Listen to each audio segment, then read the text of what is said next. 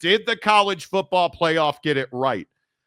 With Clemson versus Miami, I think it's a pretty straightforward, yeah, they got it right. And I know you're not happy about that. And I know that you think that there is an SEC bias. And I know that you believe that they're only in because of Alabama and they got to get Bama in for TV. Let me just ask you straight away. After what we watched this season from the Miami Hurricanes, can you sit here and tell me and make the case on a, and I know we don't often do this when it comes to emotions. Can you sit here and make the case that Miami is deserving of being one of the 12 best teams in the country? Can you make that argument? I don't believe that you can. Furthermore, can you make the argument that Miami has a better case, a better resume than Alabama to be one of the 12 best teams in the country? I'm not talking about everybody else. I'm not talking about the SIP with my guy Lane Train. I'm talking about Alabama football versus Miami football. Can you in any way, shape, or form, and you can probably tell that I don't think you can, but can you in any way, shape, or form make the argument that the Miami Hurricanes are more deserving than Alabama football? And Jake, in my opinion, I don't believe you can. No, I don't think you can either. And I think that the outrage that we're seeing over Miami is the same outrage we saw over Florida State last year. And people are all pissed off and people are incredulous and people are all emotional. And the reality of the situation is that fumble against Georgia Tech at the end of the game ended your season. And you don't have to like that, but that's the reality of the situation. And the other part of it that you don't have to like is that you play in the ACC, and this is an SEC team. And everyone say, oh, well, it's SEC bias. Well, they've earned that bias then. If you're going to say that if you're a biased guy, they've earned that bias because their strength of schedule, the folks that they're playing, the strength of the competition is superior to what you've seen this year. Man, their 3-loss season is more difficult and is a higher achievement than your 2-loss season, right? Like that's the reality of the situation. And so we do this every single year. Every year we have to sit up on the show and we have to talk about, victimhood over here, victimhood over there. At some point, people are going to get on board with the idea that you better be undefeated if you want to put the SEC to bed. If you're playing in any other conference besides the SEC, you better be undefeated. You better don't lose, because if you lose, it's going to be a question of whether you get in or not as what I would call a bubble team in the college football playoff this year in Miami. If you're a team that has questions about their resume, if you're a team where people have to ask, well, Cam Ward turns it over a lot. Like, are they really one of the 12 best teams? You're not one of the 12 best teams. And I know that that's not attractive. It's not convenient. It doesn't work for Miami fan, but that's the reality of this system. So when Ward Manuel was sitting up on ESPN yesterday talking about strength of schedule and who Bama played and who you didn't and, all the turnovers and the lack of competition in the ACC, are we really that surprised that we're sitting here talking about an SEC team getting in over an ACC team? Because I wasn't surprised. I'm not surprised. And I would say the same thing about anybody else who's like, well, we should have got in. Well, if you're sitting here today talking about you should have got in, you didn't do enough. I think the hardest part for Miami to digest, and I want to show you, obviously I just had the bracket up there. Are you putting Miami in over SMU? Well, there's your argument. Well, but the problem is SMU is in the same conference you are, and they're playing for a conference championship, and you're not. Yeah. And the bigger question is, what happens to SMU if they lose to Clemson? Because then Clemson gets in. And my biggest question is, does SMU fall all the way out? What are they? I think SMU is 8th. I think there's a real good chance if they lose at Clemson, they're out. Uh-huh. Then all hell probably breaks loose. But we'll find out. My guess is I would hope that God's name, image, and likeness can figure out a way to win that championship in the ACC. In God's name, image, and likeness. Maybe I'm putting too much on good old boy, our feller. We built this program on NIL. Dabo Sweeney. Jim Phillips doesn't think so. Here's Jim Phillips, the commissioner of the ACC. We are certainly pleased that SMU moved up in the rankings and the committee continued to recognize the Mustangs' incredible season. Incredible season. Interesting. Didn't you guys lose at home to BYU? Pretty certain you did. Anyway, Miami has more wins and fewer losses than the team directly ahead of them. And a dominant victory over an SEC team whose late season surge included a win over number 13 Ole Miss. As we look ahead to the final rankings, we hope the committee will reconsider and put a deserving Miami in the field. So you think that the committee should do you a favor? Yeah, the word deserving is an interesting choice because I just don't think you don't deserve, like, using the word deserved is just inappropriate when it comes to Miami. Again, we wouldn't be talking about this if you had won the games you should have won. If you were playing for an ACC championship, we wouldn't be having this conversation. Yeah. But the biggest issue is you lost to Georgia Tech and Syracuse. You don't have, I mean, you tell me, is Florida in week one where you beat them 41-17? Is week one Florida a good win? It wasn't. Florida was terrible at that point, right? Is Florida A&M, Ball State, South Florida, Vatech, Cal, Louisville, Florida State, Duke, and Wake Forest a resume of a championship caliber football team with losses to Georgia Tech and Syracuse? I certainly do not think that it is. And here's the other problem is you're going to have to justify a 3-loss conference champion getting a bye week. If Clemson wins, they'll be a 3-loss. They'll be 10-3.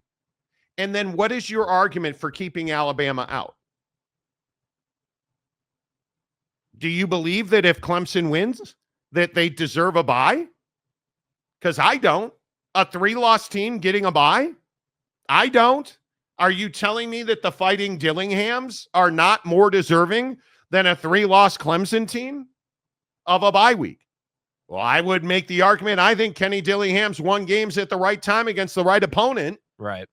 And eliminated BYU from postseason play, essentially. I think I could make the argument that SMU, whose only loss is to the mighty BYU, well, then don't you make the argument that, well, you know, I mean, ASU belongs in a bye spot instead of Clemson because, after all, ASU beat the mighty BYU.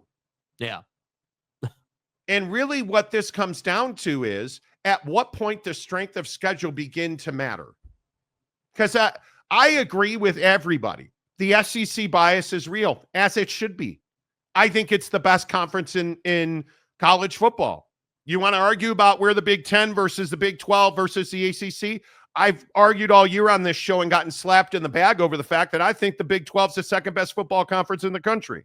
Heavens to Betsy. I don't know. Maybe Ohio State validated that point by losing to a dreadful Michigan team. Right.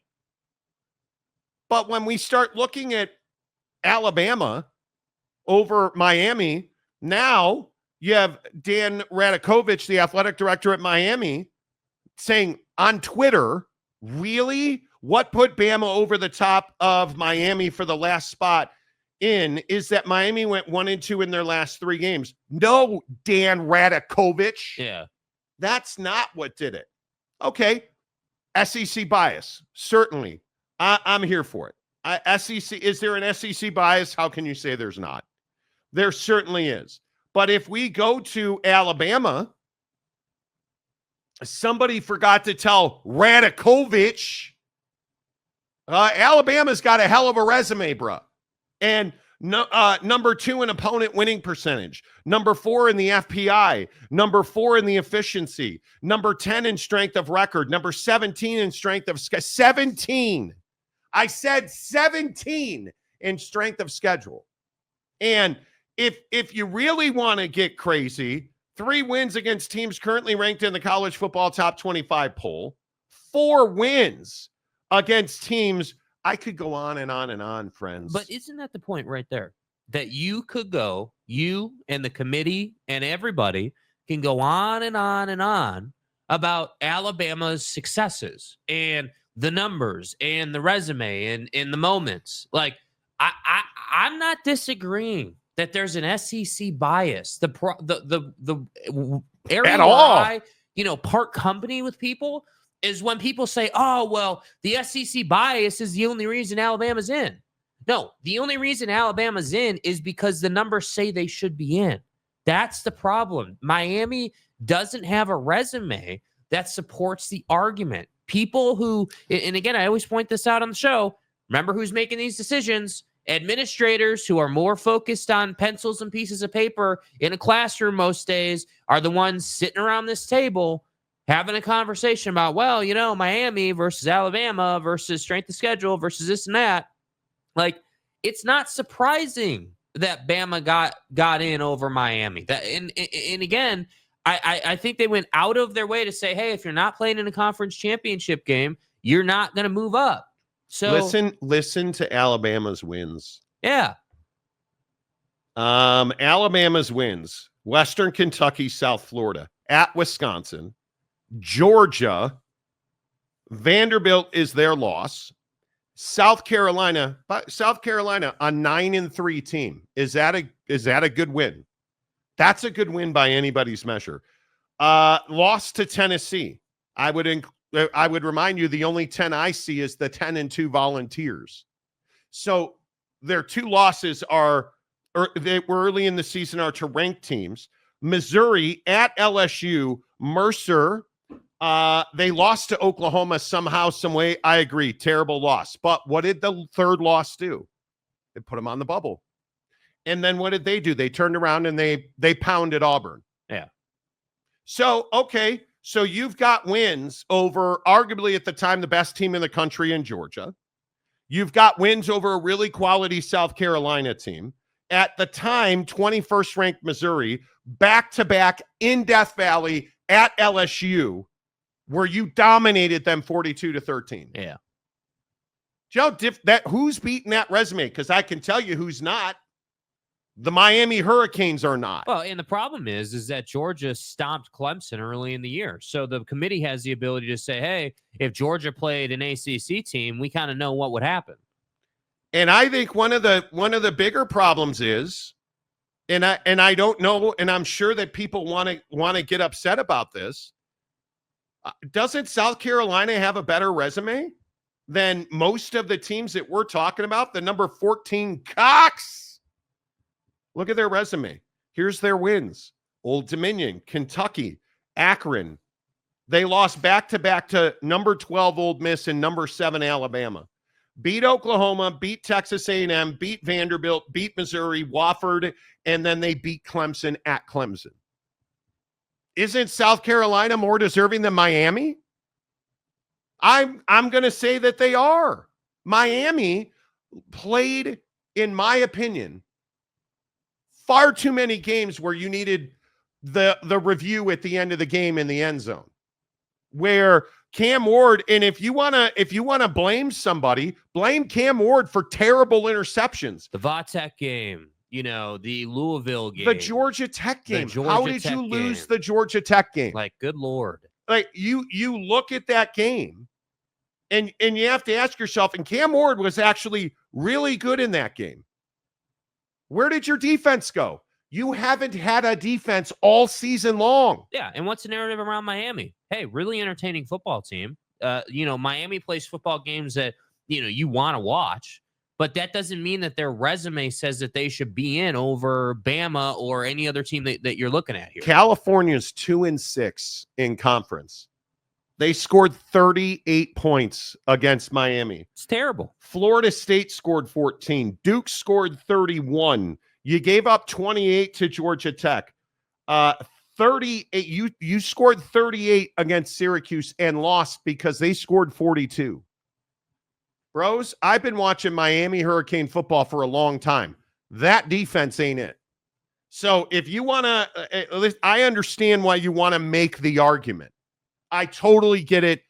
I even understand why you want to go back and forth on it. That doesn't make you right. Yeah, and by the way, I wanted Miami in the college football playoff. I don't think that Miami suffers from people not wanting them in. I think they suffer from the fact that they just don't have the hammer on Alabama. And again, I think you have to remember when you're playing college football this time of year, you have to put the committee in a no decision type situation. Hey, they handled their business, they're in. We don't have to talk about you because we know that you're one of those teams that's, for sure in the mix. And that's what I think Miami's biggest problem is. And my God, if you're a football team in the state of Florida, figure it out. Figure it out, bro. Be healthy and win the games you should win, and you'll be in the college football playoff. It's not rocket science. I don't think this is that controversial. But then again, I am not an athletic director on Twitter. And so I'm not getting into, the Iowa State athletic director. Start with the bottom tweet here. Disappointing that strength of schedule clearly does not matter for SMU, Indiana, and Boise State. Message is clear. Win as many games as possible, regardless of who you play. Time to rethink non-con scheduling. Very different standards than the basketball committee. I agree 100%. Unfortunately, Rick Hart, the athletic director at SMU, does not agree. 18-gallon hat here. All hat, no cattle, boy. Yeah. Jamie, respect you, but bad take. Iowa State had no D. Well, let's not make it. Stay hard. Yeah. Let's not make it personal. Yeah. Iowa, Arkansas State, non-con SMU had Nevada, HCU, TCU, BYU. You lost to BYU. Yeah. And scrambled due to Vandy dropping us. SMU 1 of 2 to win all conference games. Are you excited to run the table in the worst version of the ACC most of us can remember? Okay. 1-3 with 9 P4 wins. Trailed a total of 6 minutes. Last 9 games, I could go on. Stay off my lawn. Okay. SMU. Well, what did Jamie Pollard, the athletic director at Iowa State, retort? Rick, beat Clemson Saturday, and I'll respect your ranking. Until then, you did not play Clemson, Miami, Georgia Tech, or Syracuse and lost to BYU at home. Looks like your lawn might be artificial. And that's how I look at it. This is what we've been reduced to. Yes. People fighting on Twitter. Yep. That's what we've been reduced to. To Jim Phillips releasing statements defending Miami in the ACC. Right? To Dan Radakovich. Hey, Dano. Talking about, what are we doing? Yeah, trying to sway the committee. To Byrne releasing a graphic about Alabama's strength of schedule. That's what we've been reduced to. Yeah. All because of this right here. Yeah. And if I'm SMU or Miami, be pissed at Boise State's even in this conversation. And here's, I guess, my biggest bone to pick here is strength of schedule doesn't mean a hill of beans.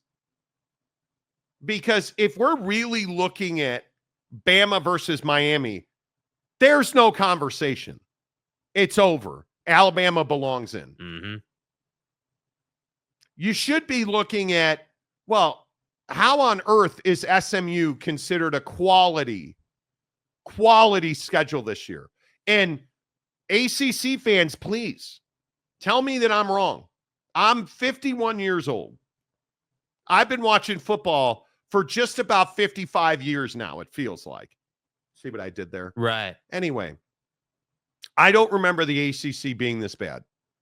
And I think it's terrible. I think Cal, terrible. Do you give credit to SMU for beating the people in front of them? Yeah, you do. But credit where credit is due. You won games against bad teams. That's the credit you're due.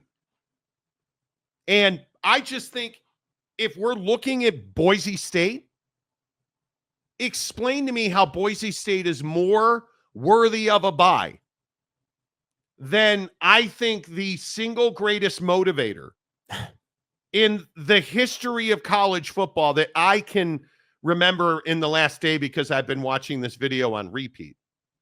Tell me how Boise State is more deserving of a bye than Arizona State. Same thing we said earlier in the week. Twist the knife. We have yet to finish the motherfucking game. We've yet to do that all year. We've done the same. Finish the motherfucking game with a vengeance. If we think we are who I think we are, a team that can compete for championships, we come out in the second half and we twist the motherfucking knife. No pity for the motherfucking kitty.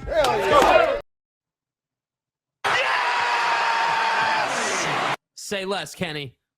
How do you not root for that guy? Yeah. How are you not full team dilly? Because I'm 100%. all in, dude. Like I think that team, you want to talk about a team, you're telling me if they don't win the Big 12 championship, that Arizona State doesn't belong in. Dilly. Sorry, dudes. Arizona State, I think Arizona State should. Now, will they? No, they won't. If they lose, there's no chance. No chance. They're getting in. If they win, Arizona State belongs in a bye. And Boise State does not. Boise State has 0 legs to stand on when you compare their strength of schedule to Arizona State's. Yeah. Sorry. End of story. Yeah, I mean, imagine what would happen to this graphic if Boise State loses to UNLV and Arizona State handles business. I mean, I think that if you're the committee, you have to take a real, hard look at, hey, like, we might need to flip-flop these two because at that point, obviously ASU is the Big 12 champ, and, I just, if that were to take place, I don't know how Arizona State's not ranked higher than Boise State. I think if you are not playing in a conference championship game, you're not going to move up. Nope. Ward Manuel essentially said that last night. Yeah, and I think that's why Miami fan is so pissed. I think that's why, there's been so much outrage because people feel like, oh, well, we can't fix the situation. You've told us that, there's some SEC bias, but you've told us that our strength of schedule is not good enough to overcome Alabama in this case, and we don't have a way to fix it. And that's the problem. And I also say, what is missing from this graphic? What is not in the top 12? That'd be a Big 12 team. Check it out. And this is why I go back to Dave Aranda at Baylor, Mike Gundy at Okie State. I'm a man. I go back to Spike Dykes' kid at TCU. Right. I mean, we can go up and down. Joey McGuire at Texas Tech. We can go up and down the rankings. It's not good enough. The state of Texas has got to come through for this conference. Kyle Whittingham has to have a bounce back season for Utah. Which it has to happen. By all accounts, looks like they're cooking one up. Have to say that. Has to happen. Because again, I look at the bottom. It's absolutely disgusting that Oklahoma State went 0-9 in conference this year. It is absolutely disgusting that Arizona went 2-7 this year. Did you guys see Noah Fafita's dad saying he's not leaving? He's not leaving. Yeah. He's not leaving Arizona. Okay. UCF at 2-7. New head coach coming in. As it should be. Utah at 2-7. New offensive coordinator coming in. Got recruits rolling in. Got the portal rolling in. Got recruits rolling in. Houston moving in the right direction. Cincinnati, Scott, you got to get moving. Cincinnati's got to be better. Kansas has to be better. Can't do 5-7 again next year. Yeah, I have to say, at least with Kansas, they turned it around. Now, too little, too late, obviously. But at least with Kansas, they played, season wreckers. So, and I'll go back to my guy, Neil Brown needs fired. Yeah. And how? West Virginia fan deserves better. This conference needs West Virginia. Yeah. How is the Big 12 in a place where the best possible news is Neil Brown got fired? How is that the situation? How are we in a place where the thing that we're like, oh man, wow, what an incredible story. Neil Brown actually got fired. That's what we have to hang on to here. I'm with you on Kenny Dillingham. I love Kenny Dillingham. I love the story, love what they're doing. That's clearly the bright spot in the conference right now. But outside of that, Neil Brown's the most positive thing that's happened lately. That's tough, man. I struggle mightily when it comes to who wants to win in this conference. And I really am hopeful for West Virginia fan. But I'm hesitant for fear of dislocating my shoulder to pat myself on the back. Avery Johnson's not good enough at K-State. He's not. You look at Joey McGuire, he's not good enough at Texas Tech. TCU, Baylor, Deion at Colorado, unbelievable season at 9-3. But what will he be next season? Because obviously you're having a lot of turnover. So what do they do? He's recruiting his ass off today, by the way. Yeah. Can BYU, who expects BYU to win 10 games next year? Nobody. BYU won 10 games, and they're not. They went 10-2, you guys. They're not in the college football playoff, and they're not. I don't believe, and I could be wrong, I don't know which way the wind is blowing, but they can't even sniff the college football playoff from here. They're 10-2 in the Big 12. What did we say all season? Got to win the conference if you want to get in. And they're 18th. And so I want to wrap this up real quick because I want to get to your comments. But do you now understand why I've said all year that the Big 12 has almost no chance to get multiple teams in? Because there's no respect. Facts. The ACC this morning is sitting here bitching about Miami, who's got one of the worst defenses that I can remember in that program's history. Ray Lewis is a distant memory at this point.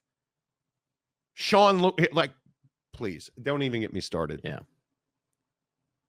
There's no defense at Miami, and you're trying to fight for that team. SMU isn't taking a media rights distribution, and they're playing for a conference championship, and Florida State didn't fire Mike Norvell. It's a we fence. So when I've been telling you all year that the Big 12 and the ACC, their biggest problem in the Big 12 and the ACC is the Big 12 and the ACC. Stay hard. Dave Aranda's still got a job. 100%. And Mike Gundy's still got a job. And Joey McGuire's good enough. No, they're not. No, they're not good enough. And Sonny Dykes should be on a very hot seat because it's not good enough. Yeah. Maybe next year we won't have this conversation, but I think we will. Yep. I think we will. Because you can't tell me that Mike Gundy's bouncing back from an 0-for to a 10-win season. That ain't happening. That's not happening in any way, shape, or form. All right, the comment section, as always, is powered by you hitting the like button. I didn't say it one time yesterday. Valimaki yesterday shot me a DM and said, you didn't ask us to hit the like button one time. This is the life that I lead, where the viewers of our show are like, Monty, you got to ask us to hit the like button, Monty, or I won't do it. Okay, hyenas, I'm asking you, please hit the like button. We have almost 1,000 views and 23 likes. Come on, man, hit the button. Let's go. I understand that I'm better looking than you and your wife loves me. Hit the like button. Do it right now. Nice job on 125,000 subs. Yeah, we broke 125,000 subs yesterday. Nice job. And that's amazing. Yeah. And I appreciate each and every one of you. As I said on the old X machine yesterday, I also appreciate all of you continuing to power us through. If my phone would properly work, I could tell you that I lost on Prize Picks last night. Kevin Durant's a little punk ass. Anyway, anybody see what my guy Book did last night? So I told you to take Devin Booker on points, rebounds, and assists, right? Right. I told you because I'm brilliant and smart and smarter than you, frankly. I'm kidding. I'm just being me. Devin Booker last night had a 34.5 point rebound and assist number. Told you to take it. 29 points, 9 rebounds, 5 dimes. 43. He did. Domination. What did Kevin Durant do last? Oh, that's right. He only played 16 minutes, Jay, because he got hurt again. If you felt these balls, Only after embarrassing, Victor Wembanyama, the best player anyone's ever seen. Right, but that's not the point. How'd you do on Prize Picks last night? I lost. Yeah. You close. lost? Yeah, it wasn't even close. Yep. Karl Anthony Towns hit on the rebound number. And SGA let me down against the Jazz, and Isaiah Hartenstein let me down against the Jazz. Who knew? Didn't I tell you to stay off the Thunder? I did tell you that. Did I not? You may have, yeah. Did I not? Sure. Yeah. I think I did. Yeah. I also told you to go with 3-pointers made, right? I told you that our guy Steph Curry was at 5.5 3-pointers made. Of course you took more than that, so he only made 4 and you lost. I told you to take 3-pointers made. Thankfully, my guy, right, Nikola Jokic, came through. And when I say came through, friends, I mean came through. 41.5 points, rebounds, and assists was his number last night. What do you think he had? 42. No. He had 54. Okay. Won $20 on Prize Picks last night. Nice job, dude. It's what I do. Now, the Lake Show is back on the court tonight. Download the Prize Picks app. Use the promo code Monty. Open up a new Prize Picks account. You deposit $5. They're going to give you 50 more. It is the best daily fantasy promotion, if you will, that I've ever seen. Mm-hmm. And there's a couple that I really like tonight. Obviously, this weekend with college football, there's a ton. We'll get to that Thursday and Friday. Because, yes, college football is amazing on Prize Picks. LeBron James, 21.5 points. Do you take more or less on that? Less. I think you got to take less on that. Yeah. I think as much as he's struggling, the guy on the Lakers that you want to Prize Pick is Anthony Davis, because the guy is an absolute stud. 4.5 assists, more. He's hit more 4 out of his last 5 games. Absolutely, you're going to do that. Points, rebounds, and assists, 41.5 against Miami. You're taking more because Anthony Davis is an MVP candidate. And Miami, I'm telling you, that's your guy right there. Super easy. Super easy. What are you doing tonight? I'm doing the Bron less than 21.5. Anthony Davis more than 4.5 assists. And then Jimmy Butler more than 18.5 points against the Lakers because, well, it's the Lakers. You like the old guys in the NBA. Because they're reliable. You know what you're going to get. I don't need to worry about fat-ass Luka being pissed at the official. I'm telling you, on the Lakers, what is Dalton Connect's 3-pointers made number? Because I think that Dalton Connect... Excuse me, Connect 4, please. I'm sorry. Connect 4. Yes, I said it. And you'll like it, and you'll like it a lot. Dalton Connect, is he not on 3-pointers made? Dalton Connect is not on 3-pointers made today. Okay, how about attempts? D'Angelo Russell, 2.5 3-pointers made. Anthony Davis, 1. LeBron James, 2.5 3-pointers made. Yeah, air ball. Yeah. He has not done that in 7 straight games. Yeah, 0 for 800 from 3. LeBron James has not made a 3-pointer since the Phoenix game before Thanksgiving. It's Garbo. He has been terrible. No. Absolutely terrible. So keep that in mind. All right. Use the promo code Monty. Hook it up. All right. Let's see what the Hyenas have to say. Let's see what the Hyenas have to say. Who was first one in today? Because I always like to go back to and it's a long climb today. I apologize. First one in today, the real Pete Forte. Hello, Pete.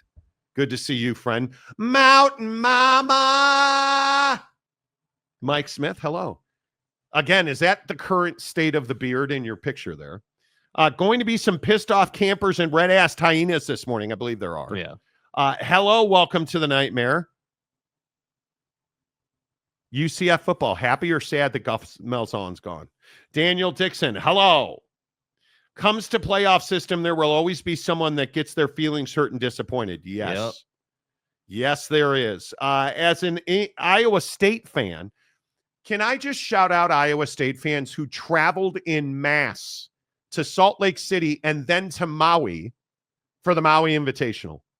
There were more Iowa State fans in Salt Lake City for the Ute game who then met me at the airport on Sunday morning to go to the Maui Invitational the week of Thanksgiving.